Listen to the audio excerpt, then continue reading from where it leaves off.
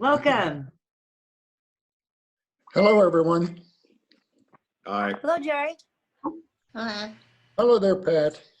Oh, there's Pat. Okay, yay. Hello. Yay! Sorry about that. So, all right. Well, just as everyone's getting logged on right now, I do have everyone muted, and so we'll go through all of our author talks, and then we'll have questions afterward. So if you do have a question, there's a little microphone button in the bottom left corner. And if you click that, you'll unmute yourself and you'll be able to ask a question. So, and I'm gonna throw up some real quick links. And thank you all for being patient and bearing with us as we, you know, kind of got all of our authors online. So because we are starting in the holiday season, you know, we're hoping to kind of encourage you all to buy our local authors' books from Anamcara Press. And there's a link right up there, and you can order direct from that press. They also have, their books are available at the Raven Bookstore, and I will get those links up as each author talks about their books. We do have some upcoming, some of our authors, their books will be published in 2021, so just keep an eye on that when those will be available. And then I would encourage you, you know, there's a little, if you mouse up over to the top of your screen, there's a speaker view, and then there's also a gallery view. And so I would put it on the speaker view. Then that way the speaker is kind of right in front, like on the stage for you, as everybody talks. And you're welcome to use the chat feature if you want to chat with folks or ask questions that way. Again, we will have questions after each presentation. And I do want to mention that we are recording this, so just bear that in mind, and we will have it up on our YouTube channel probably later tomorrow afternoon or Wednesday. And then one event I want to mention before I hand things off to Maureen. We do have an event tomorrow night with our retirement boot camp called Bingo for Baked Goods. Not just for retirees, it's open for everybody. So I'm going to throw up a link in the chat, and if you want more information about that or want to register for that, just throw up your email in the chat and I can get you registered for that. So without further ado, I really want to thank all of our local authors and Maureen over at Anamcara Press for putting this event together and writing such wonderful work. And now I will hand it off to Maureen Carroll of Anamcara Press. Thank you, Kristen. And thank you for all of your hard work. This is, I think, our first online event this year. Main online event. So thank you all for coming. We're really happy to see your smiling faces. It's exciting to do this. And I want to introduce briefly, I'm just going to introduce our authors, and then I'm going to let them tell you about their projects. So we have 7 authors here tonight to talk about their new and their upcoming books. And I'd like to introduce, I'm just going to introduce in order of their names in the ad. So Jack Cleveland, a polymath, had an artistic eye from an early age, largely self-taught. His first intentional work was created by hammering together 3 pieces of driftwood to make a duck in flight. A self-portrait of him fishing was done around age 4, followed by many other detailed pictures of spaceships and fantastical landscapes. He grew up on a farm in Kansas and became interested in fractals as well as computer coding at an early age. He's represented by Patricia Cleveland, who's going to talk about his book, Fractals, Fractal Art. And that book is available now via pre-release and will be released on November the 28th. We also have Leonard Christalka. Chris is the author of award-winning essays, the acclaimed book Dinosaur Plots, the Harry Przewaslki series, and he has a new upcoming book called The Body on the Bed which is a historical novel based in Lawrence, Kansas. Krishtalka has, as a paleontologist, he's worked throughout the fossil-rich badlands of the American West, Canada, Patagonia, China, Ethiopia, and Kenya. And his current hometown is Lawrence, Kansas.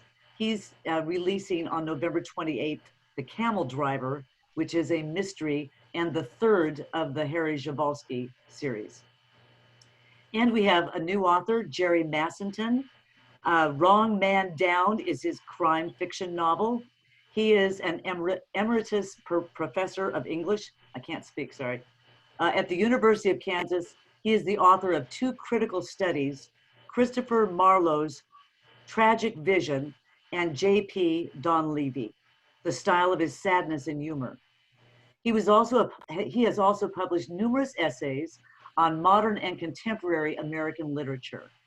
From the mid-1970s to the mid-1990s, he reviewed books for the Kansas City Star.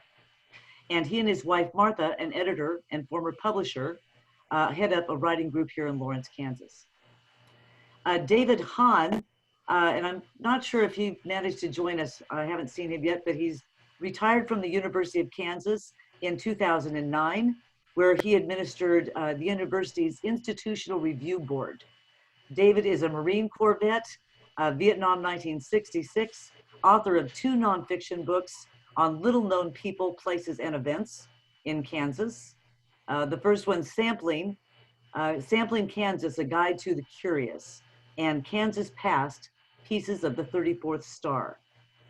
His book is a history entitled The Jayhawker Cleveland, and it's coming out in 2021.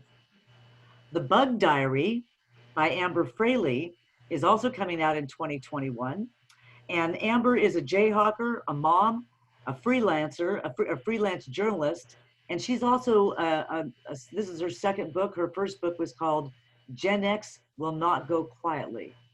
Love that title, wonderful book. We have Margaret Kramar. Margaret Kramar is an educator and taught English at the University of Kansas, where she completed her PhD in modernism, autobiography, and disability studies. And Kramar's creative nonfiction has most recently appeared in Joy Interrupted, an anthology on motherhood, and Loss and Echoes from the Prairie. She and her family live on a producing farm in Northeast Kansas, and she has written a book called Girl, A Gender Odyssey, also coming out, it's a memoir, in 2021. Perry Shepard has written 2 novels, The Hero versus Me and Monkey Joe, and Hard Love. The Hero versus Me and Monkey Joe was released about a year ago. It deals with the adventures of a young man who finds a monkey during his experiences for a year in Vietnam in 1968 as a foot soldier. A very interesting and unique work about the Vietnam War. He's also written a poetry book, which he's going to talk about some today. A Rhythmic Electric Circus of Sound, Part 66, is his first poetry compilation, and is available for pre-release in just a few days. And I think, I'm not missing anybody. I think that's everybody on our list, right? And I'm so glad to welcome you all, and thank you all for joining us for an evening with local authors. And we're going to start off. I'm going to introduce first Patricia Cleveland to talk a little bit about Jack Cleveland's novel Fractals and Fractal Art. Well, thank you very much, Mickey. I'm very pleased to be here and to join all of you guys. Am I coming through on everything okay? I'm a novice at this, and so I'm very pleased to be with all of you actual authors. I'm not really an author. I'm just kind of a handmaiden to this particular book, which in itself is very special. It's a coffee table art book. You can see one of the pictures that's in the book. I thought I'd see if I could display that for you all to see what's in it. And it's based on digital art and fractal geometry. So it's rather unique in this regard. We've provided some short descriptions about what is fractal geometry, which I will attempt to struggle through tonight in explaining to you. It's a rather unique project, and I have to thank Mickey right from the beginning for her partnership in bringing this particular work to the public. I myself am not a local author. I actually live in the suburbs of Washington, D.C., just outside the swamp. And, but I am a Jayhawk like all of y'all.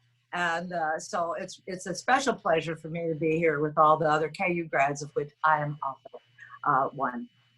So what makes this book, Fractals, unique? The first thing is that this collection is unique because it's a rare find. So I have to tell you first how the book really came about. Whenever I watch Antiques Roadshow, I always fantasize that I'm going to go into somebody's place and be able to rummage around in their attic and find some hidden treasure, some rare find in a drawer someplace. It's just one of my little fantasies from childhood. And so I love watching Antique Roadshow.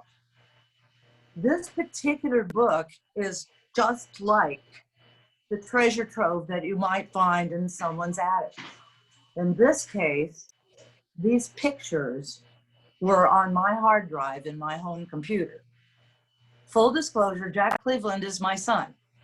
And he lived at home for a long time while he was a student at the University of Maryland, where he studied environmental science and policy and worked as a computer designer, software engineer, web designer, all kinds of things, computers. So I had an opportunity to watch him as he created many of these wonderful works of art. Well, over a period of time, these beautiful images kind of filled up my house and my hard drive. And when he passed away in January this last year, I got together with Maureen and we really swung into action to try to publish these wonderful works of art, because I knew they were unique, but I didn't know just how unique they really were. Maureen did the hard work of preparing all these files for publication, which is a whole nother story all by itself. It was very difficult because these files are very technical, and although I watched him make them, the whole process was utterly inscrutable to me. How is art actually created? So in one sense, this book is unique because it's the one and only collection that we will ever get to see, sad to say. And so it's intrinsically special for that reason. But it's really interesting for another reason, because fractals themselves are unique. I don't know if we have any mathematicians or real computer scientists here in our gathering tonight. I am not one. When Maureen asked me to write the foreword to this book, I really had no idea what fractals were. I read Benoit Mandelbrot's biography, The Fractalist, and learned a great deal from that. He's credited with being the inventor of fractals, which is actually a rather arcane form of mathematics, oddly enough. So that was very challenging for me to try to write the review because I didn't know what fractals were. I'm not a mathematician, I'm a sociologist, I'm actually a bureaucrat. I've been the undergraduate dean at the University of Maryland for 20 years. And so that was not my field, but I knew a lot of computer scientists. I knew other people in biology and the hard sciences. And I realized happily from reading the biography of Mandelbrot, but more to the point, from reading the reviewers that Mickey brought to this book, what fractal geometry really was and what this fractal art was really based on, which I think makes this art more interesting than just a book of gorgeous pictures, which it is. And so forgive me, I want to read one of these reviews because it tells you what it is in a better way than I could do it. These fractal pictures, according to Vincent Dublados, who some of you may know, represent nothing less than a new category in digital art. It's a conjunction of Jack's artistic vision with the techniques of digital art and fractal geometry in the production of these beautiful images. According to Dublato, what makes his fractal art unique compared to other art forms, it's the only medium that explores fractal structures through both digital and classical aesthetics. And what these pictures do, this one looks rather like an airplane engine from some fantastical day in the past, right? They represent objective realities through layers of elements in computer-generated art forms that themselves are geometric representations of specialized mathematical formulas. Oh my gosh, what does that even mean? So let me back up a little bit. As I was watching Jack making these pictures, I would ask him, well, how did you make these pictures? A lot of people ask him, how did you make these pictures? And he would answer, it's just math. Oh, right. Try it sometime. When asked what kind of math is it, it's just recursive programs that run through an iterative series of algorithms to create a picture. That's what Mandelbrot called them, pictures. Classical mathematics can't wrap those structures around what's going on in fractal art. Mathematical fractals are formed by calculating a simple equation thousands of times, feeding the result back into the start of each iteration, which is nicely explained in a popular song by Jonathan Colton called Mandelbrot Set. I'd like to read you just one stanza of that poem because it tells you exactly how this works. He saw that infinite complexity could be described by simple rules. He gave us order out of chaos. He gave us hope where there was none. His geometry succeeds where others fail. So if you ever lose your way, a butterfly will flap its wings from 1,000,000 miles away, and a little miracle will come to take you home. So that's out of a very long song by Jonathan Colton, who is one of my favorite indie kind of artists. And so in nature, fractals include branching phenomena like trees and river networks and blood vessels. They can also be represented in spiral patterns, such as models of hurricanes and galaxies. They have also been used to model the movements of the stock market of all things over time. They're for uncertain, chaotic, layered, complex kinds of phenomena that are very difficult to reduce to proper algorithms. So it's the iterative, recursive nature of the production of these images through the underlying geometry that's driven somehow mysteriously in the guts of the computer by digital art. So that's the best that I can really do to tell you what fractals are and how they're generated. We're right at about 8 minutes. So. Oh Lord, I'm so sorry. So sorry. That's how long it takes to go. We're passionate about it. It's awesome. Thank you. But yeah. Well, let me wrap it up in one statement then. We have brought this book together thanks to Maureen by pulling these pictures together and having them published in a variety of formats.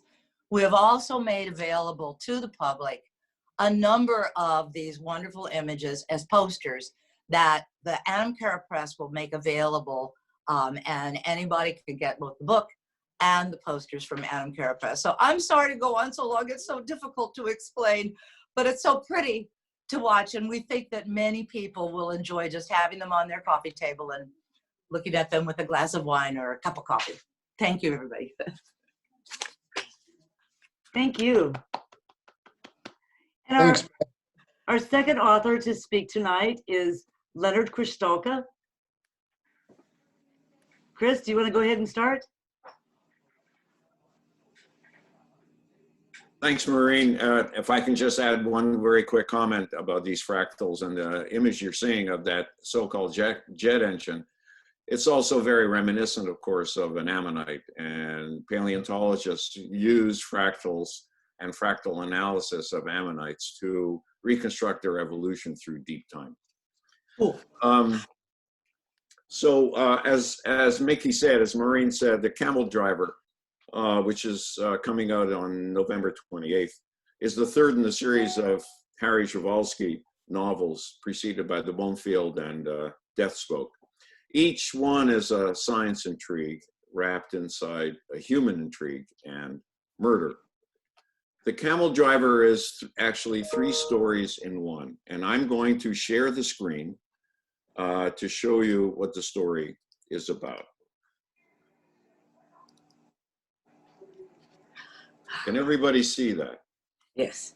Great. The first story is about a crime, the vandalism in the middle of the night of a world-famous diorama at the Carnegie Museum of Natural History in Pittsburgh, and you're looking at the diorama. It's called Arab Courier Attacked by Lions. It was awarded a gold medal at the 1876 Paris Exposition. It depicts an Arab courier crossing the desert, the Sahara Desert, on a dromedary camel, suddenly being set upon by 2 Barbary lions, a male and a female. The vandal breaks the glass, slices open the belly of the camel, reaches in and pulls out a bundle that sheds bits of fiber and human flesh onto the sand below. The flesh is from an infant, the fiber from a cloth used to mummify cadavers. The Pittsburgh police hunt the vandal, but the museum hires Harry Przewaslki to investigate the diorama. Who created it? Who is the courier? The camel driver? Why was a bundle with mummified flesh of a child sewn into the belly of the camel 140 years ago? And that's the second story, the history of the Camel Driver exhibit, Arab Courier Attacked by Lions, and its creator, Jules Verreau, a French naturalist and taxidermist. Harry is immersed into slavery, sexual betrayal, an unwanted child, and a lurid trial in 1820s Cape Town, South Africa.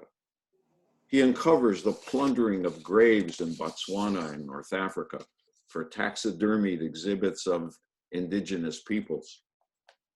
Here is what Harry tells Preston Stewart, the president of the Carnegie Institute, when the museum hires Harry to investigate the Camel Driver. Quote, "A dirty business, taxidermy, not much cultural respect, bodies stolen and sold, people murdered, humans stuffed." The third story is about the taxidermist's sin and redemption. In his own very work of dissecting and taxidermying indigenous people from the colonies for grotesque museum exhibits, Verreau discovers that everything he's been taught by anthropology and biology about these people is a complete invention. He realizes that they are ugly prejudices, blessed, birthed, and broadcast by anthropology and museums about people's race and racial superiority. This theme in The Camel Driver is central to the current debate in museums worldwide. Museums of natural history, art, anthropology, and history, about how they should decolonize their vast collections and exhibits to reveal and reverse the racial stereotyping of people and their cultures that they have exhibited for a very long time. Recently, the Carnegie Museum, responding to racial concerns, renamed this diorama that you're looking at, Lions Attacking a Dromedary. Remember, it was called Arab Courier Attacked by Lions. Lions attacking a dromedary. So they've removed mention of the courier because he is mounted with his original skull and teeth under that hood and that headdress. Then in September 2020, amid continuing controversy, the Carnegie Museum draped the diorama, covered over the glass, and hid it from public view. The Pittsburgh Post-Gazette interviewed me about the exhibit, and I was honored that they cited the Camel Driver in its coverage of the contentiousness surrounding the diorama's creation, content, and meaning. These three stories come together in the Camel Driver, from Pittsburgh to Cape Town to Paris, as Harry Przewaslki tracks a diabolical plot of murder and a deadly race for scientific fame. If you look at this diorama, and I used to be at the Carnegie Museum a long time ago, and I thought it was the best exhibit ever in any natural history museum, because it's actually not teaching you about biodiversity. It's not a lecture on a wall or a lecture in a museum case. It's telling a story, and it's a very Kipling-esque story. You have the female, the lioness, has been shot dead by the courier, and the rifle he used to shoot her is lying across the haunches of the lioness. Meanwhile, the male lion is attacked from the side and is slowly pulling the camel down. The camel is shrieking in pain. The courier has pulled his knife and is about to stab the lion. The lion is about to bite off the hand of the courier. You don't know who wins. It's left up to the viewer to decide who wins. In the Camel Driver, if you read it, you will see that I thought Jules Verreau, the creator of this exhibit in 1867, patterned it after a terrific work of art called The Lion Hunt by Rubens. But as with the Kipling story and as with The Lion Hunt, you don't know who wins. Maybe the courier wins the struggle. Maybe the lion wins the struggle.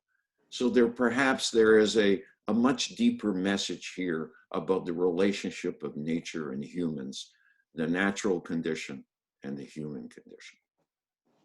Thank you.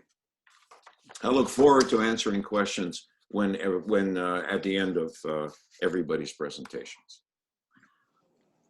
Thanks, Chris. Cool. That's very excellent. Jerry, you're up next. Well, thank you. Thank you, Kristen, for hosting us, the Lawrence Public Library. Thanks, Mickey, for being getting us all together as writers for this virtual event. I don't know all the people from out of town who have joined us, but I want to thank Jared and Kelsey, and I want to thank Susanna. I know you're out there. I want to thank Pat McNeese and Pat Cosner and Haskell. I see you are out there somewhere. I hope you're feeling better. Frank Barron, I know you're out there somewhere. And forgive me if I've not found everybody else. After all this serious matter, I'm going to turn your attention to something I suppose more lighthearted, a comedy. Let me do some shameless self-promotion here first, and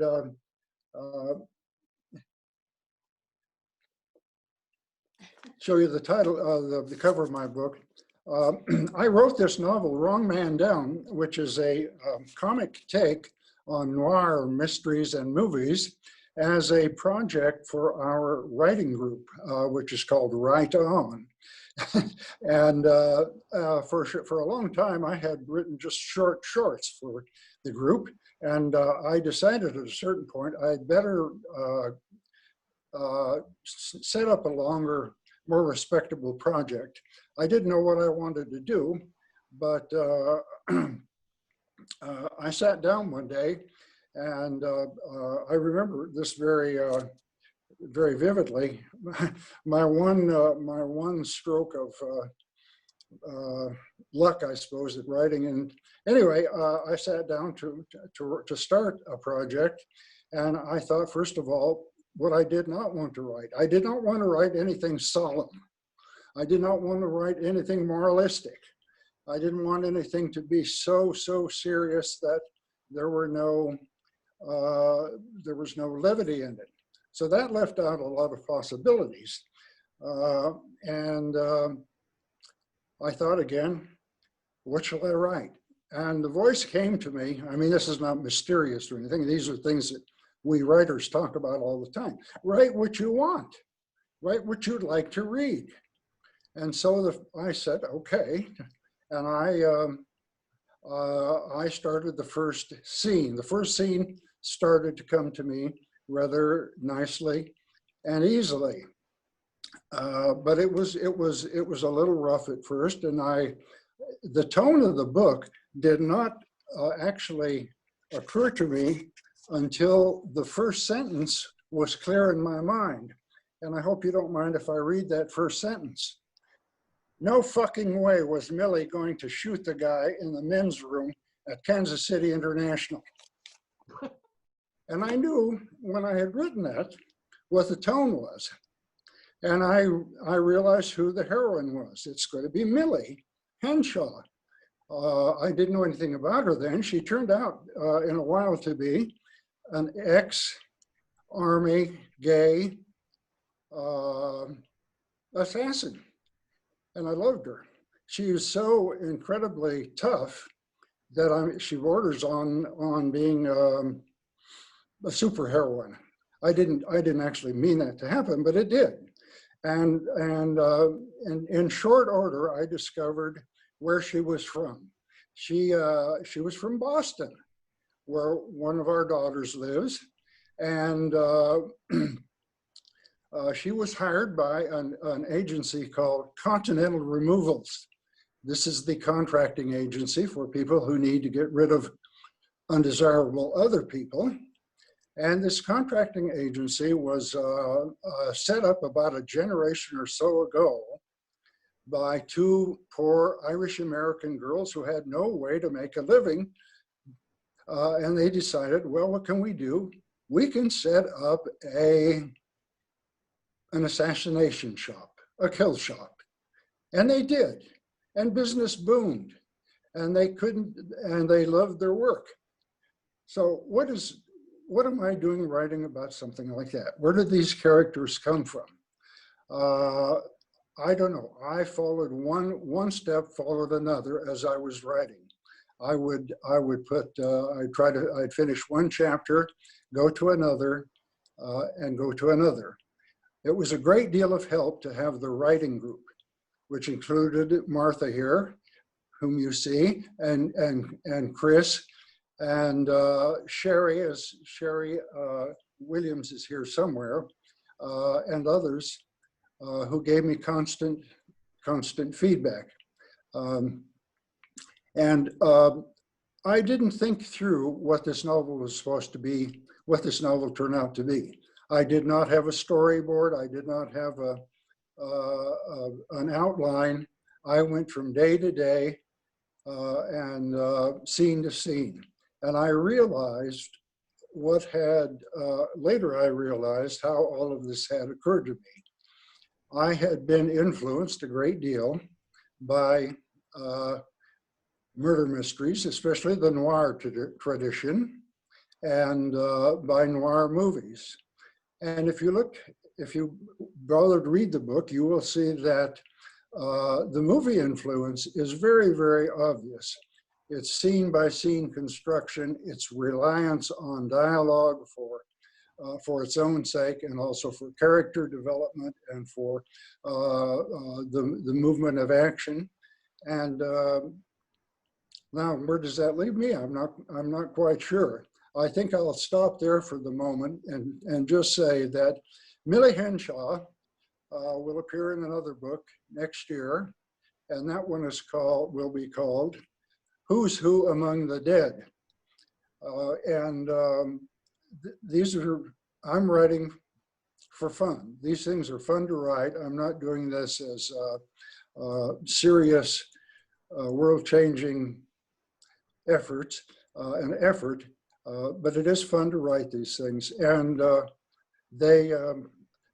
what I've tried to describe is a little bit about what influenced me and how I went about writing it. And it doesn't seem to be well mapped out in advance, but I follow my intuition and what seems to me the logic of the next scene after a certain scene is finished. So I will take questions gladly after we're at the Q&A period, and I hope I've given you some idea of what this book is about. Thank you.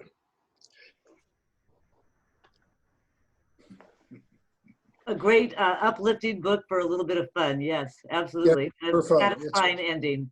It is fun. It's for fun and a serious time. Just what we need. So I'd like to introduce now Perry Shepard. His book is A Rhythmic Electric Circus of Sound, Part 66. And this is actually his second publication with Anamcara Press. His first one was The Hero versus Me and Monkey Joe. Welcome, Sherry. Welcome, Perry.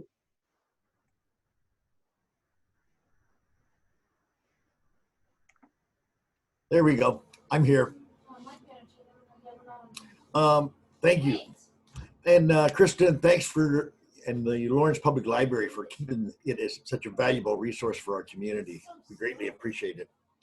And I've enjoyed my association with Anamcara Press. Mickey is just a great gal to work with.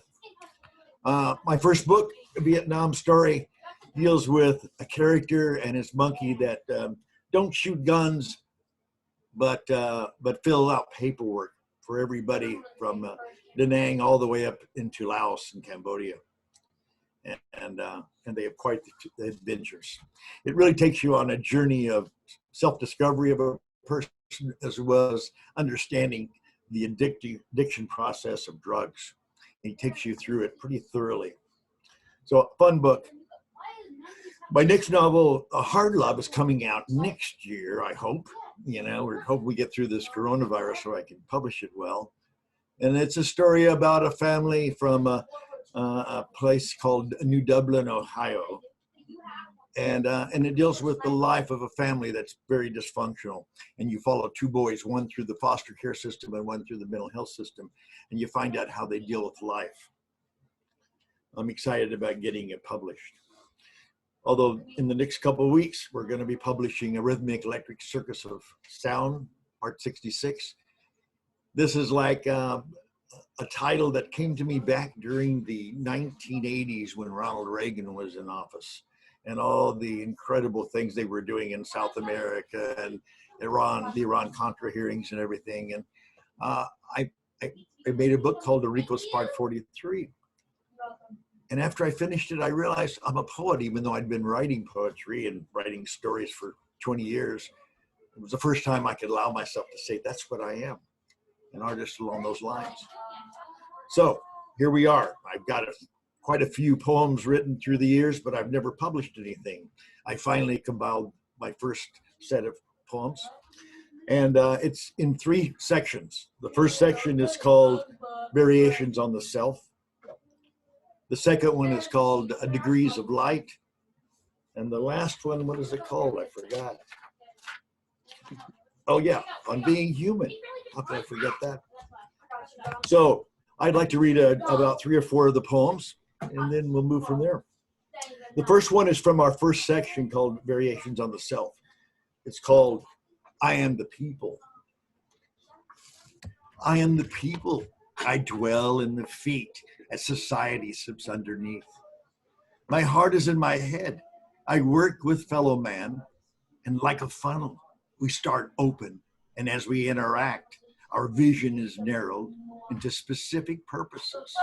We divide our lives, giving and taking the subjective oppression that's laid down by the power that we are tuned in. The next one I'd like to read is from the Degrees of Light section. It's called Purple Shadows. The quiet of early morning broken by fragments of thought in the soft darkness of a room. Purple shadows lace the ceiling. Through a disparaging silence, wind, water pipes, beds creaking underneath.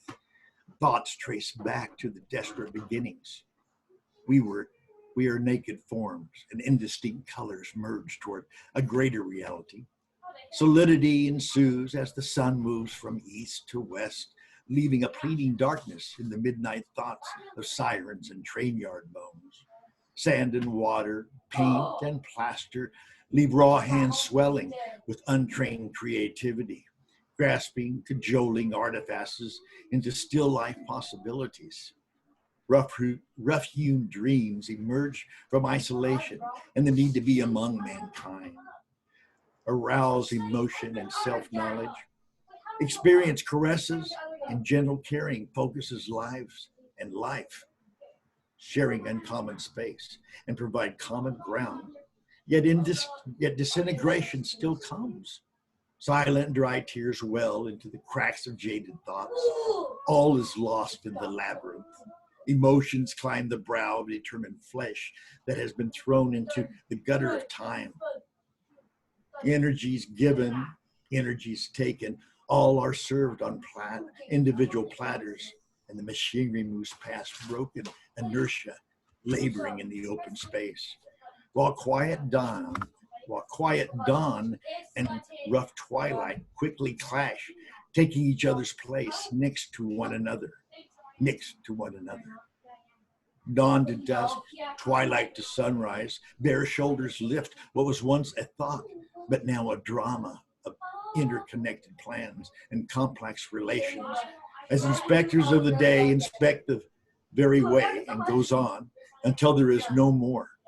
And now in the silent hours, dust begins to gather.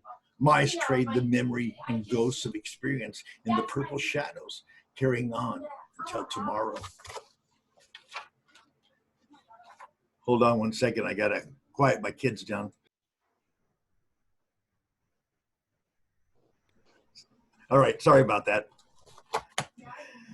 I'd like to do another poem. It's kind of one of what would you call it, a dystopian poem. It's called Songs of Eclipsing Shadows.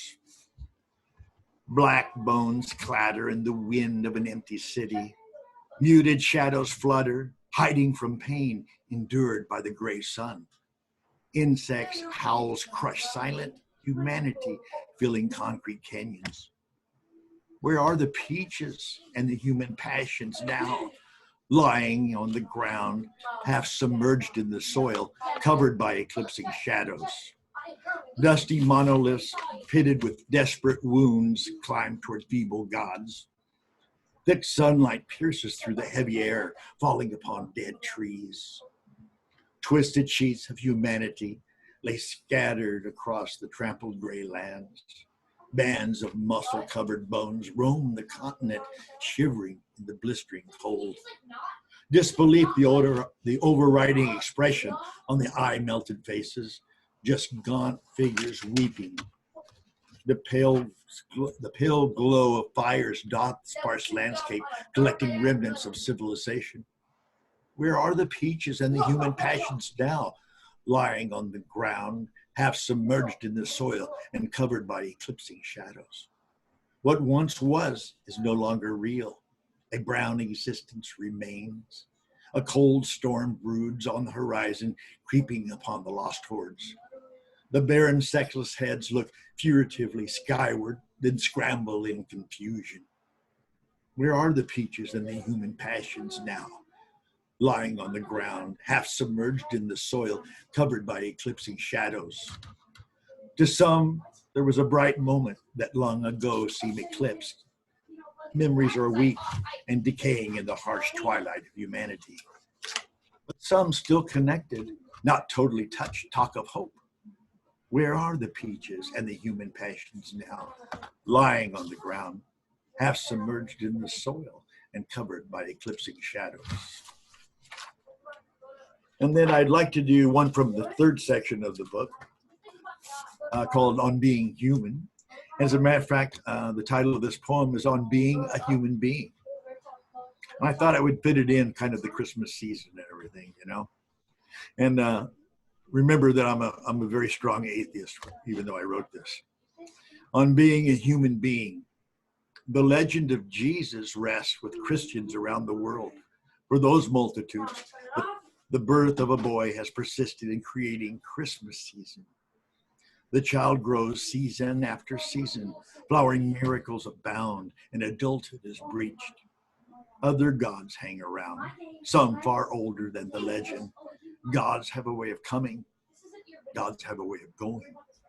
A jolly little pagan man has confiscated Christmas along with the craftsmen and the capitalists as they capture imagination and thrift. Yet somehow A moral and ethical solidarity with the soul has filtered through the morass. The secular masses are impacted, and the season lights up with steadfastness, with kindness, with generosity, and a sharing of love. Using the legend's example, we can attempt to be human beings. And that's all I'm going to read of the poetry, but it gives you kind of an idea. My book is really about exploring what humans are all about. And what do we think, what do we feel, and how do we really deal with the world? So anyway, I hope that you could enjoy it. Thanks. Thank you, Perry. And it's amazing that you're able to do that with your background. I mean, with raising children at the same time. As a writer who's raised children, I commend you for your poetry Thank you. with children. And I think we all do. So I'd Well, like to now, sorry? These young people here keep me going and help me challenge myself to think differently. There you go, Anyway, joy thanks. of the world. That's right. So now I'd like to introduce Margaret Kramar, and she has already written a book called Searching for Spencer, and that's also available in audio. So she has an audio book that will be available December the 13th, and she has a new book coming out in 2021, Girl, a Gender Odyssey. Welcome, Margaret. Well, yeah, what I have to say is I'm very happy that Searching for Spencer is now an audiobook after the hours that we spent recording it. What I'm working on next is called Girl, a Gender Chronicle. I've written about 40,000 words. I have not decided whether I want to make it memoir or whether I want to make it autofiction, because a lot of it is intensely personal, and I find myself running away from it a lot. But it's about growing up as a girl since the 1950s and not being as privileged as if I were a male. And some of it, looking back in those times, is very funny. Some of it is unfair. Some of it is tragic. The book deals with rebelling against the stereotypes. But overall, and you've probably heard this one before, but I'll say it again, it's a call for the feminine attributes of cooperation and nurturance, as opposed to war and violence. And one does not have to be a female to embrace those values as we move into a multiracial, diverse democracy and a fight to save our planet. So that's all I have to say. Thanks. That's it. That's what it's about. Margaret, would you tell us just a little bit about Searching for Spencer, which is also available at the Raven and it can be checked out from the library too, and the audio that's coming out? Searching for Spencer was a memoir about my child who died when he was 10 years old of blastocystic lymphoma. And Sherry Williams, who might still be with us, is credited with thinking of the title because it turned out to be, you're so busy when you're raising children. You have a job and you have a marriage and day-to-day life. And then, boom, he's dead. And you say to yourself, who was this kid? Who was he? And so what I did, because I have a background in journalism, I went around and I interviewed, like his teachers, principal, friends, family. What do you remember about him? Who was he? And so that's what the book is, Searching for Spencer. But it's not a downer. I mean, it's very hopeful. It's of course a book about the gifts that we took away from having known him. Thanks. It was very beautiful and excellent, excellent writing. A wonderfully written book, especially helpful in times like we are in today with a lot of people dealing with loss. So I'd also we have two more authors and then we'll take questions from everyone. And so I'd like to now introduce Amber Fraley. She is the author of The Bug Diary, and The Bug Diary is coming out in 2021. Welcome, Amber.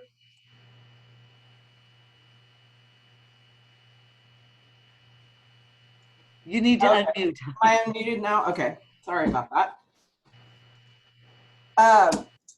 I missed the last thing you said, but I guess I'll just start and then be done.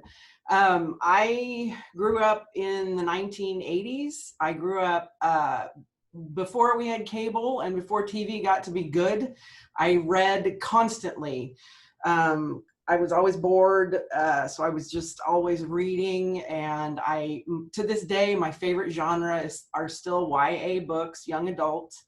I grew up reading Harriet the Spy and Tom Sawyer and A Wrinkle in Time and Phantom Tollbooth and all those fun books that a lot of us probably grew up reading. And I had a teacher in the 4th and 5th grade. I was lucky enough who encouraged me.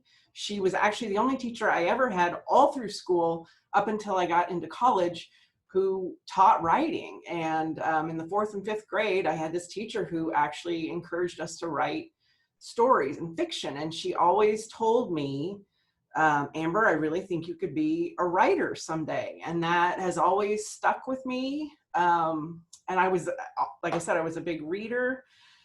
And so I've been working in journalism. I got an English degree at KU, but then I ended up going into journalism because I didn't know what the hell else to do with my English degree.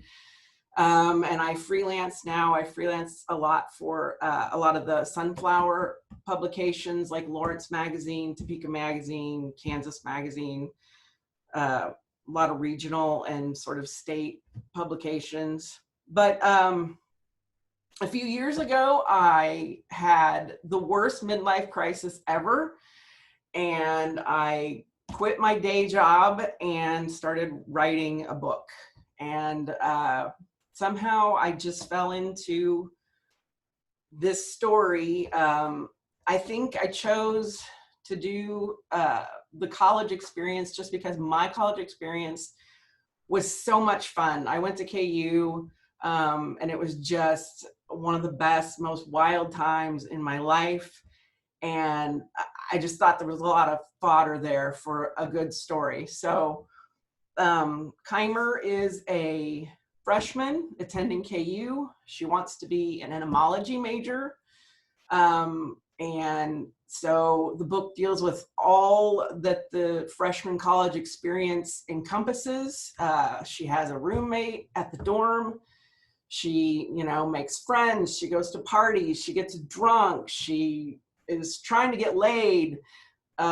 She experiments with drugs and boys and girls. And while this is all happening, there's also a lot, if you are familiar with KU and Lawrence, you'll recognize a lot of the town and the university there.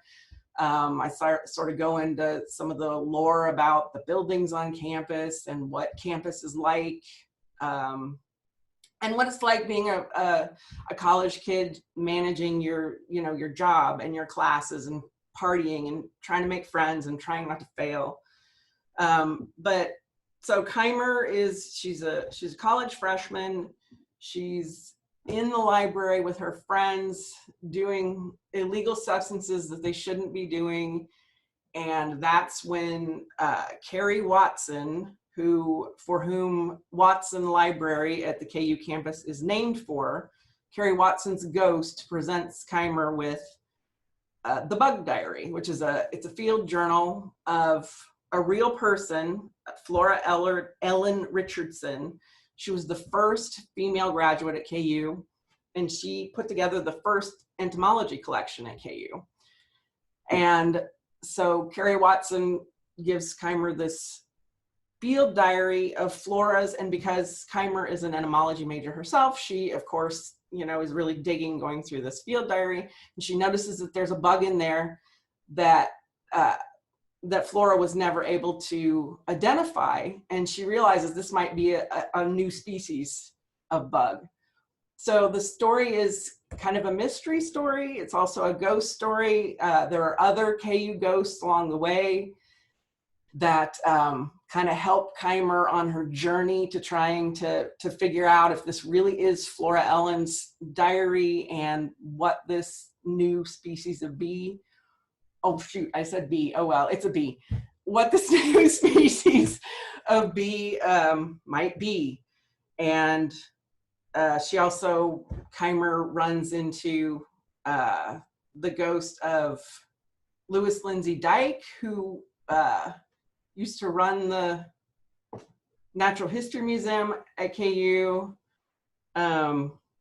Sorry, I guess I didn't prepare for this well enough. I'm getting kind of tongue-tied. But yeah, it's a ghost story. It's a mystery story. It's very much a coming of age story. Very much. You know, how you learn to function as a young adult and sort of get your life on its feet. And the book also touches on Kramar and her, you know, kind of breaking away from her family and just trying to make it out in the world on her own, and all the challenges you deal with in college. I think that's about it. So a lot of fun. Yeah, a lot of bugs. Kramar is she's kind of nerdy. She's kind of into bugs. So there's a lot of mention of bugs in the book. Yeah. And KU haunts and Lawrence haunts. And so if you're familiar with town, hopefully it's fun. And it's fun even if you're not familiar with town. Well, we have one final author, and then we'd be happy to take questions. And our final author is David Hahn, and his book is The Jayhawker. David, do you want to talk a bit about The Jayhawker for us? Sorry, The Jayhawker Cleveland. You're muted. Can you hear me now? Okay, great. Sorry. And my camera may cut out. It's been doing this all evening, but like it did just now. Okay, let me start it up again here. Okay. Well, I became intrigued by the character Cleveland because in doing my research on little known people, places, and events in Kansas, I ran across this account of one Marshall Cleveland riding alone into the town of Leavenworth in 1861, alone, and riding slowly past his own wanted poster, dead or alive, and no one wanted to collect the reward. And so that kind of intrigued me. And so I began to find more and more. And so this is one thing that prompted my quest. And I'll read this to you if you don't mind. A lot of my materials come from 1860s newspapers, 1861, 1862 newspapers. So this is Cleveland killed, Leavenworth Herald, 1862. The Jayhawker Cleveland, alias Moore, alias Metz, killed at Merida by Lieutenant Walker's men of the 6th Canvas. He was a native of New York State, and his real name was Charles Metz. For a time, he drove a stagecoach in Ohio. He had his first major brush with the law in Missouri and was sentenced to imprisonment in the state penitentiary, from which he escaped.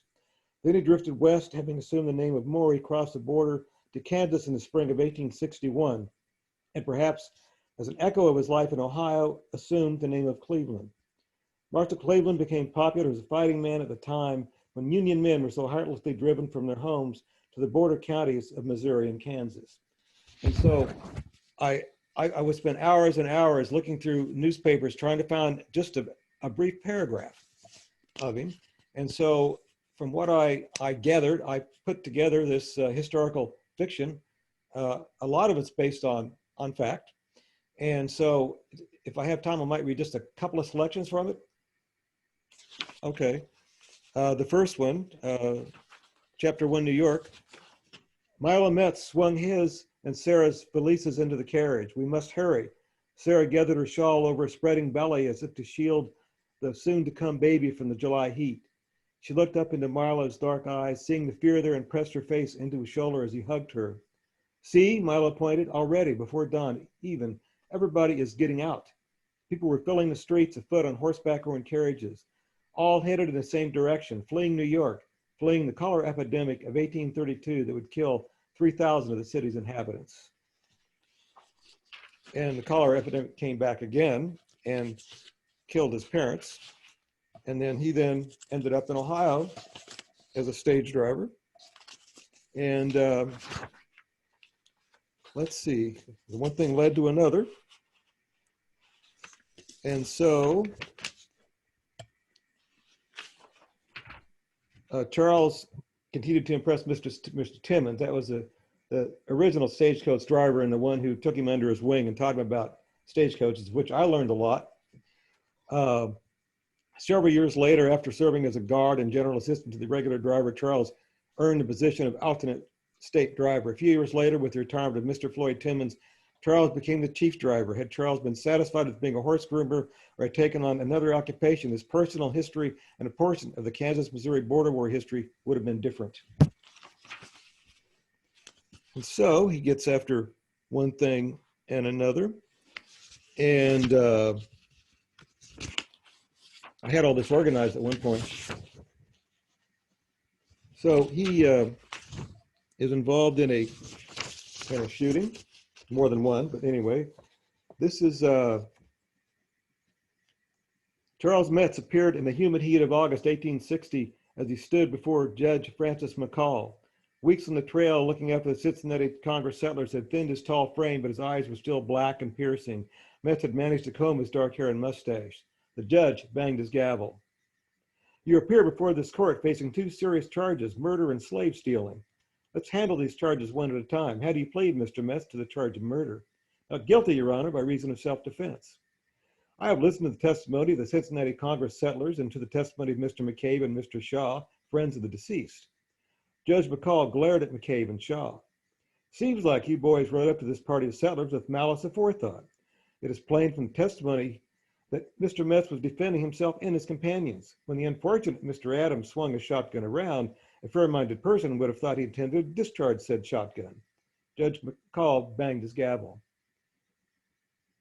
Not guilty by reason of self-defense. Metz relaxed. However, young man, you aren't out of the woods yet, not by a long shot. This court don't abide with outlawry. It's like I lost my camera again. Try it again. By that I mean your reputation has preceded you. That is, you are a no-good slave-stealing abolitionist. The judge held up a piece of paper and shook it. This here wire confirmed that you were one of those miscreants, the so-called rescuers who broke into Sheriff Martin's office back in Jefferson County, Ohio. That party of lawbreakers got off the hook.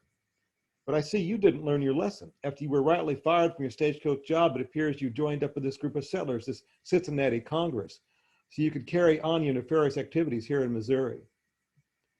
I was only driving a stagecoach on my regular route. I didn't know I was carrying runaway slaves. A Mr. Smith told me they were his servants. Well, said the judge, Mr. Smith is not here to corroborate your story. In fact, he was one of the ringleaders. This court sentenced you to 2 years in the Missouri State Penitentiary at Jefferson City. I advise you to leave this state after you've done cooled your heels. And so Metz's career goes from one thing to the other. It's like Robert Frost's poem about way leads on to way. So all the decisions and events that happened to Metz and decisions he made lead him on to another way. And at one time, he says, when he got into Kansas, he said, the motto of Kansas, ad astra per aspera, to the stars to difficulties. I think my motto should be ad aspera per aspera, to difficulties through difficulties. So there's more. I don't know. I think I could maybe quit here. He had a lot of adventures. And because of, I want to thank Tom Lawrence, former English professor, and his class. I took a short story writing class. I wanted to get a directed reading class in novel writing, but that's all I could get was a short story class. And really good writers in his class, really good critiquers, if that's the proper word. And they really helped me fill out my story. For example, there's a part of the story that takes place on a riverboat. I had a lot to learn about riverboats, but everybody was so curious about riverboats. I found out stuff, and I really helped out. And I want to thank Maureen, Mickey here, because she looked at my work and her editor, Vicki Julian, did, and said I needed to amplify things because it was a little too thin. That's been very helpful and very enjoyable for me to amplify, to learn more about the characters and events of the time. So I'm enjoying writing this, and I'll turn it over. Thank you. We're looking forward to reading it. Thank you. All. Thank you. So I think that's all of our authors. And I'm going to turn it back over to Kristen here. I just want to mention that we do have 4 audiobooks that will be available on December the 13th. And those are The Bone Field, A Parting Glass, The Hero versus Me and Monkey Joe, and Searching for Spencer. And those are all going to be available through the library system as well as through Audibles. It'll be widely distributed so you can get it wherever you enjoy getting your audiobooks from. And all the books that we've talked about tonight, the 4 of them are available now. They'll be released on November the 28th, and you can pre-order them now. And the others will be coming in 2021. So we're excited to have you all come tonight. Thanks so much for joining us. And we're happy to take all of your questions now. Yeah, I think everyone can unmute. And then if you want to use the chat function to ask questions, we can kind of wait for some folks. Does anybody want to jump in with a question? Kristen? Yeah, go for it, Anne. Hi. Yes, I was curious. A lot of times I'll be on a Zoom meeting and somebody will talk about a book and then I'll try to find it in a library somewhere. What's the best way that you recommend to actually get the book into the Lawrence Library or some library? Oh, you mean if we don't carry it, if we don't already have it? Yes. I mean, I've tried to find some books that people recommend and then I don't find them. Well, I will throw up a link right there. You can always recommend that we purchase books. Mm-hmm. And I guess that's our first option, is we would look at buying it. And then if we, for whatever reason, can't purchase it, we'll try to get it through interlibrary loan. Okay. And let me get a link up there for you. So yeah, that's kind of the process, is like those requests all go to one person and then they see if we can buy it, and then if we can't, we'll do interlibrary loan. So we try really hard to get it in your hands, and I think most of the time we're pretty successful, but every now and again, depending on the book and if it's in print, we may not be able to get our hands on it, but we'll try our best. Okay, thank you. Yeah. All right, so let me get that link up there. And does anyone else have any questions?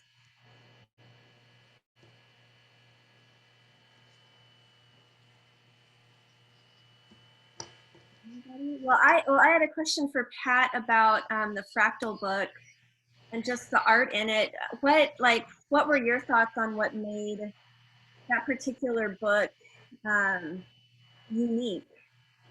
And you talked a little bit about the math behind it, and so I just wondered if you would talk a little bit more about how the art was made and what makes it unique. Well, I'll do my best. As I mentioned, even though I watched it being made, I was really unable to explain what the heck he was doing. It was very layered. And it was a series of layers upon layers upon layers, and he would stop periodically and write little scribbly notes and then change the parameters and do it all again. So that's not very satisfying. What's really satisfying about the book is that the pictures that came out of this over a period of several years, as a matter of fact, while he was doing his undergraduate degree at the University of Maryland, the pictures themselves are very diverse. They're highly varied. This is a kind of a representational picture, but there are wonderful, fantastical, abstract pictures that some of the reviewers said what I experienced. You just look into the pictures, you almost think you can just step into a science fiction frame and go down the rabbit hole like Alice in Wonderland. You don't really think at all about how they're made. It's just, you can sit and look at these pictures because they're so recursive. The image goes on and on and on like a hall of mirrors. And that's one of the things I think makes it very unique. I went on Google and I looked at other fractal art books, and there are not very many. And there are not very many different kinds of pictures in them. And so I think this is very unique. Jack was very much into nature and had huge observational powers. And so what he saw got translated into these abstract forms. And I guess how would you ask Picasso how he made his abstract images out of what he saw from nature? So I'm sorry, I don't have a very good answer for your question. No, that's great. That's great. We did have a question from Douglas for Chris. What were some of the most unexpected or surprising challenges you faced in making the transition from academic to mystery author? I think the answer to that is pretty simple. And Doug, being in academia, you know, and I'm being candid here, most academic writing is boring or unreadable, or certainly so esoteric and only suitable for, you know, five specialist journals.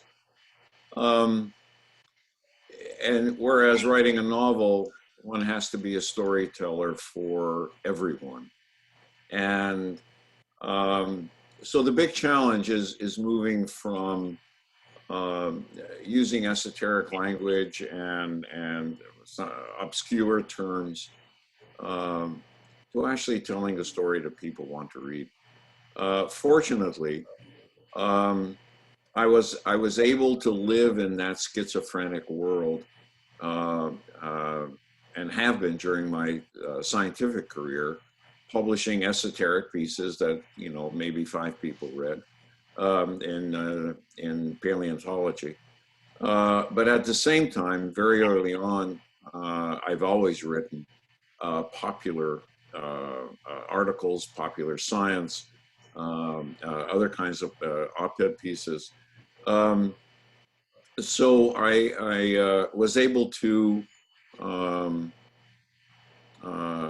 like I said, live in that world of schizophrenic writing and go from one to the other. As a matter of fact, it's the novel writing that infected my scientific writing. So in many of my, say, book reviews for Nature magazine or Science, I would try and wax more of as a novelist than as a scientist reviewing the book. It's a great question. And we've got another question for all of the authors from Alex. How has COVID-19 impacted your writing process, especially for folks with kids, as Maureen mentioned?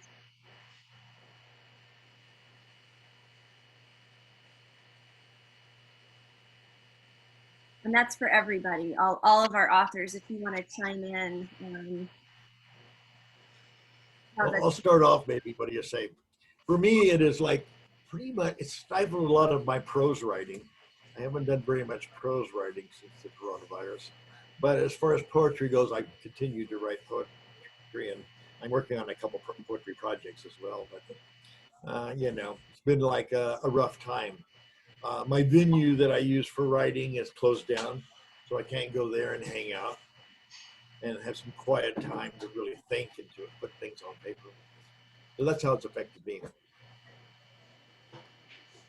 For me, I was lucky because I had my memoir written, and so I had 6 months of COVID to edit with not a lot of distractions. So from that standpoint, it was a bonus. And I think day-to-day writing, it's been a true comfort and inspiration to keep putting words out to people. So I think that has been a benefit of this time, at least for my writing.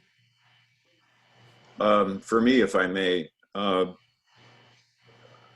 what COVID has really thrown a hurdle up is the personal interaction with people and experience.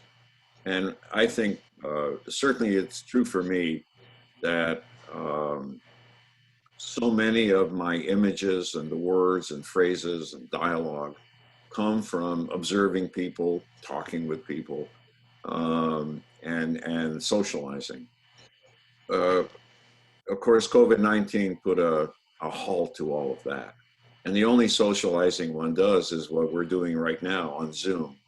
And that doesn't quite lend itself to the flippant comment and that observation of a unique event that you bring out your notebook and you scribble it down. You say, I want to put that in my next novel or my next poem or whatever.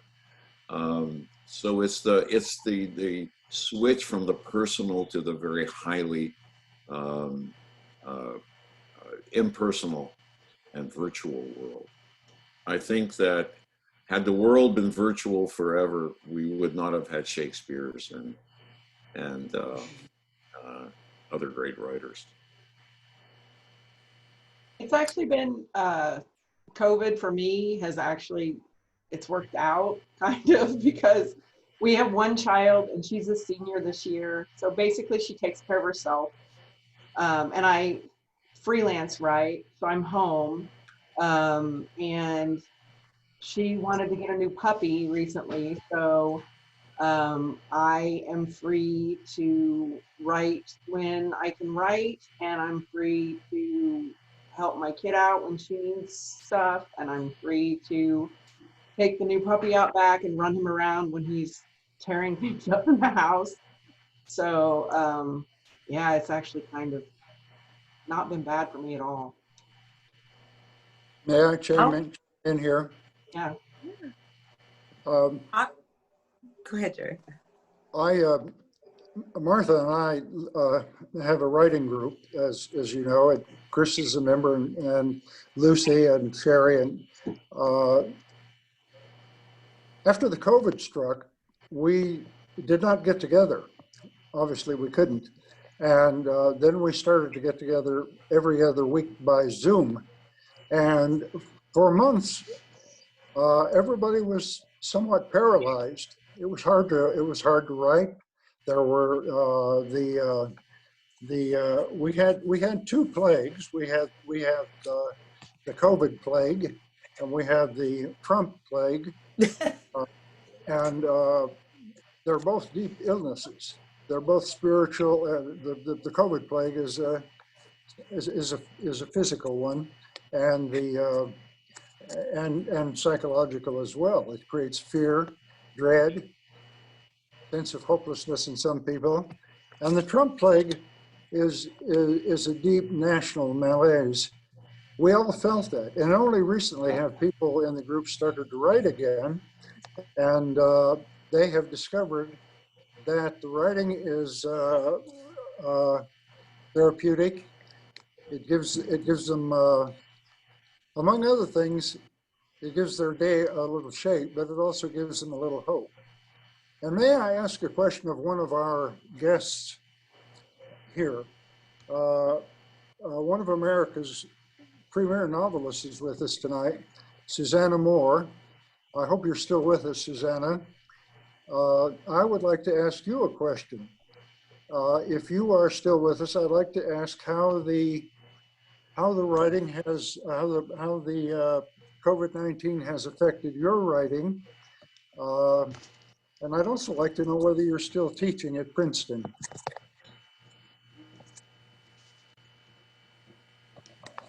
Are you still with us, Susanna? I noticed she was in the audience, but then I also noticed that I think she left us. Yeah. She left. Well, let me ask that same question of Pat McNeice, because Pat is a writer, biographer. She has a wonderful Washington Books group, and I'd like to hear from Pat if she's there. Hi, Pat. You'll have to unmute. There you are. I can't say I've been productive at turning out something long, but I lead a fairly solitary life most of the time anyway when I'm here. So it's surprising to me that I haven't been more productive, in that I'm not distracted at all by going to other meetings or whatever. Uh-huh. Well, I want to commend you here for the Washington Book Group. That website is absolutely full of interesting and very useful stuff for, well, perhaps primarily biographers and memoirists, but everybody who loves literature, loves to write, and I want to thank you for that. I still read it. You know, the And- Washington Biography Group has been meeting by Zoom, and it's been wonderful because normally we meet in DC, and with Zoom, I send out an e-letter that goes to about 300 people, and we've had people from Hawaii, from Seattle, from Texas joining, and so we kind of are getting to see people that only otherwise like used to live here and used to come or like to get the e-letter or something. So it's been sort of fun. Well, it's good to see you. It's been a long time. See you, and I hope I get a copy of your book soon. I'll have to figure out the best way to order it. I'll make sure you do. I'll make sure you do. Have you noticed that Martha's on screen? I do, and I've been watching the cat. The cat is very attentive when you're talking, Jerry. Yes, the cat is very much a part of the family. And while we're talking, may I, if I'm not being too family oriented here, but I want to say hi to Pat Cosner, my sister-in-law. Hi, Pat. Are you with us? We can't hear you. Can you hear me?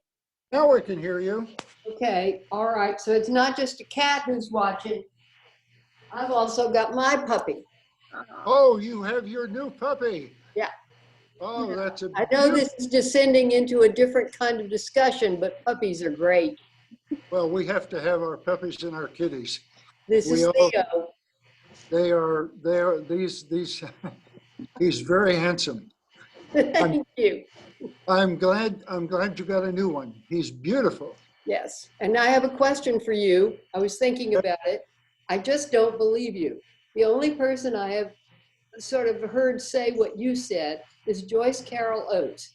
She said at something I was reading interview that she just writes her whole book in her head and then she sits down and actually writes it. And this thing about okay, so we're family, so I've already read this book. I don't see how, and I don't understand how you start with a character and then the character writes itself, which is what you and Joyce Carol Oates seem to be saying. That sounds too easy to me. Well, Joyce Carol Oates lives on a different planet. She writes a book every week. I know. But I have to say that the thing that intrigued me about writing and the reason why I want to continue writing is that it's like making a design or a pattern. I start with something that seems interesting, and I go to the next step and the next step and the next step. As I said earlier, my way of building this book was scene by scene construction and scenes full of dialogue to move things along as well.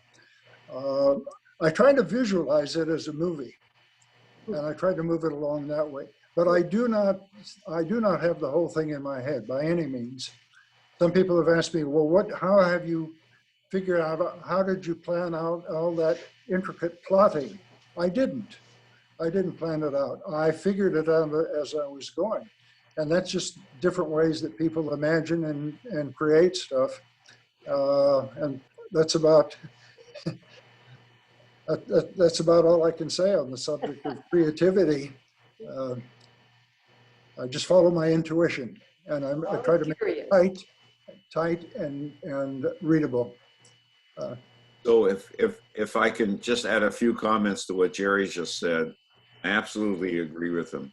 I mean, the writing, I think for some authors, they create a storyboard ahead of time. Every chapter is scripted. Every chapter is plotted. You know at the beginning where you're going to end up at the end. The other way of writing, which is what I do and what Jerry does, is it's an evolutionary process. You get pulled along. You're almost like you're on a runaway horse, and you have no idea the uncharted alleys that horse will take you into. And that, in many ways, is the most rewarding experience of writing, is to discover those uncharted, unmapped alleys deep within yourself and in your language and in your experience that horse draws you in. So that days later, weeks later, when you reread something you wrote, you say, where the hell did that come from? And how did I get drawn down that alley? That's very helpful. Thank you. Yeah. I wanted to comment a little bit on the question of how COVID changed everything. It occurs to me we would not be doing this had it not been for COVID. You would be having a local event in the Lawrence Public Library, and there would be no way at all that I could come. And so in very interesting sorts of ways, COVID has slammed a lot of doors on us. And I relate to Chris's comment earlier that it made the social engagement almost impossible in many different ways. But it required us to be out of our comfort zones and to learn new ways of doing things. I am really a novice on Zoom. I just started not very long ago at all because I had to.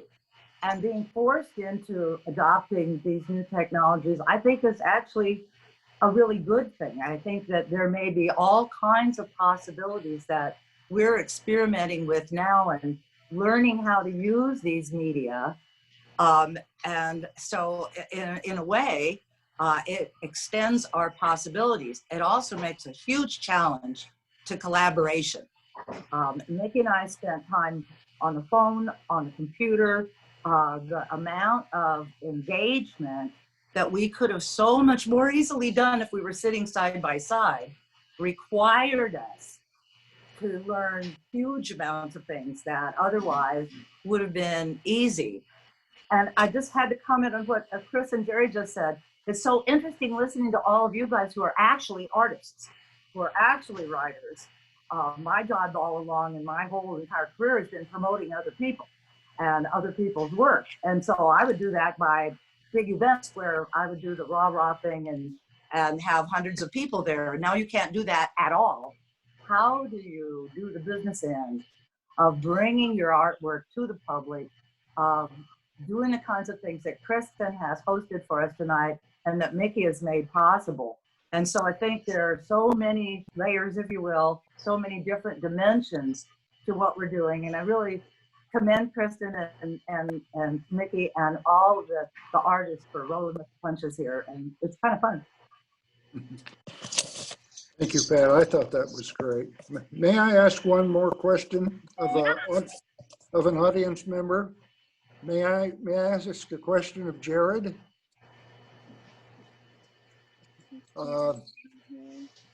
You'll have to unmute.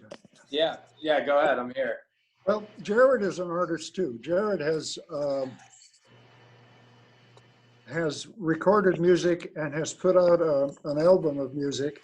And may I ask you, when you compose music and work in the studio and do all the things that you have to do, where does a song begin? And how does it occur to you that a song that you finally ended up writing, singing, producing, and so on, how does it start? Where does it start? Well, yeah, similar to what other artists tonight have said, things kind of come to you in your day-to-day life, I think, naturally, whether it's lyrics or melodies or something that just, it's almost supernatural the way it just pops in your head. And I think that's the essence of creation and art, right? It's there's an aspect to it that's you can't really put a finger on, and you can't really put into words in any way. So that happens sometimes, and you'll take fragments of lyrics or melodies that you have, and similar to writing a book, you'll kind of cobble them together when you're working on a greater project. But with those tidbits of stuff. I always kind of started with the musical aspect. I didn't compose my own music. I wrote lyrics and melodies and stuff on top of music that was already made. So for me, the music would inspire a certain type of feeling. I would use like those melodies and lyrics that I maybe had stored in my head from random times, and then just kind of go from there. Similar to what you said, I'll kind of see where the feeling of the piece takes me. And the lyrics, I guess the lyrics are kind of secondary to the music and the melodies, because you kind of start with the melodies, and then the lyrics are like the final touch, I would say. But yeah, it's hard to put into words as well. Thank you, Jared. You know, I'm glad you brought up the idea of feeling. We have discussed creativity so much tonight as an intellectual exercise. I've used the word intuition twice, but I think our whole beings are a part of the creative process. Our feelings, our knowledge, our history, our personalities, and I see Sherry and Lucy, who both here, who are part of the writing group. They've observed these things too. Amber, I know that this has been a lot of how you have drawn on your experience to create. So I'm taking over, and I don't mean to do that, but the process of creativity interests me a great deal. And I think that that my book, underneath everything about the comedy and the parody and the hijinks and so on, I think underneath it all, my book is really about storytelling, because all the characters tell stories. They all have stories about murder and crime and violence, which are told in a funny way, I hope. But underneath all that is the art of storytelling. How are stories told? What relationship do they have to the truth, if any? And who finally knows the truth? And I'll stop preaching there, because this really is Mickey's show and Kristen's show. And thank you very much for letting me go on and on. Thanks for your feedback, Jerry. And really, the writing process it's so interesting to experience it through all of the many authors here and our authors that did not join us tonight. So I want to thank all of the authors for all of your creativity, your wonderful creativity, and our enjoyment of your creativity. Thank you very much. Well, thank you very much. Thank you. Yes, thank you. Good night, everybody. Thank you all. And yeah, thanks everyone for joining us. And yeah, be sure to look at those links in the chat, Anamcara Press, to purchase those books. It's the holiday season, and it's a great chance to buy work from your local authors from a local press. So I think we'll go ahead and wind up. And thanks everyone for joining us. You're Thank you, welcome. Kristen. Thank you. Thank you. Good night to Kelsey, too. Night. Don't forget the Raven Bookstore. And the Raven Bookstore. Yeah. Raven Bookstore, yes. And Thank Anamcara Press. Yeah. Here, here. You guys. Thanks, Mickey. Thanks, Kristen. Thank you. Thank you, guys. Take care. Have a great night. Good night. Good night, Pat and Pat. Bye.